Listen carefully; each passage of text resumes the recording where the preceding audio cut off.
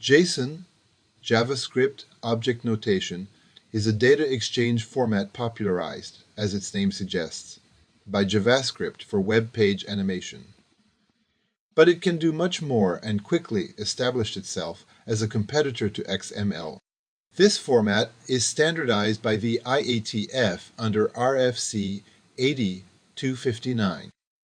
JSON defines three types of data: numbers, which are sequences of characters composed of digits to which you can add a sign, a decimal point, or even scientific notation using E. JSON doesn't distinguish between integers and decimal numbers.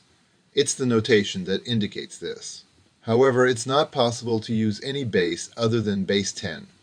Hexadecimal numbers are forbidden. Strings are surrounded by double quotes or single quotes. These strings can contain escape characters \2, for example, code a line break \n, or special characters that aren't in the basic ASCII table.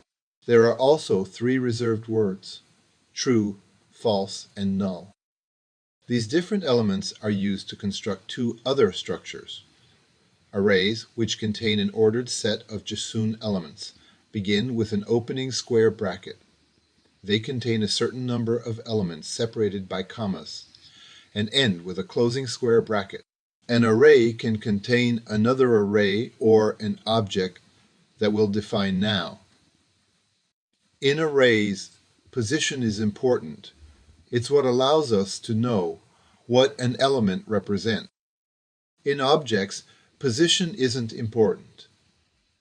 The element is indexed by a keyword that indicates its nature. An object begins with an opening curly brace, then a string that defines the keyword, unique in the entire structure, followed by a colon, and the element to be indexed, which can be any JSON element. Be careful to distinguish between JSON and data structures found in languages like Python. Although they look similar, they're not at all the same thing. The elements don't even have the same name. Python also defines numbers, but allows manipulation of hexadecimal or binary values. Strings can contain accented characters or even emojis.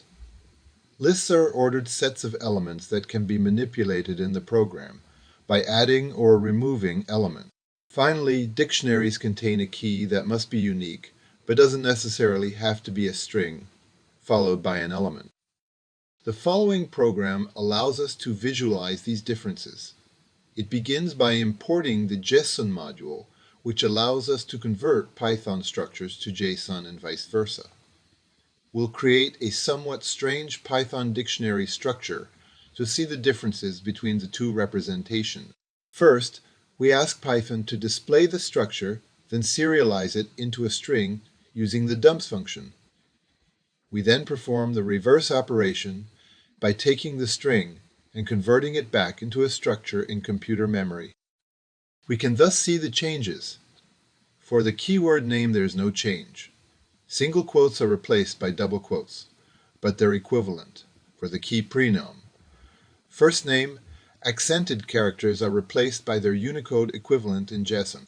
Age is entered in hexadecimal in the program, but appears in decimal in all cases. We use the keyword oral twice. It appears here only once with the last given value.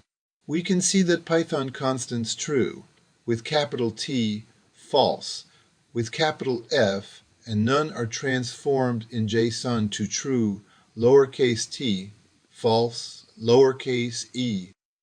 Finally, the Python key 10 is transformed into the string 10 because JSON requires keywords to be text.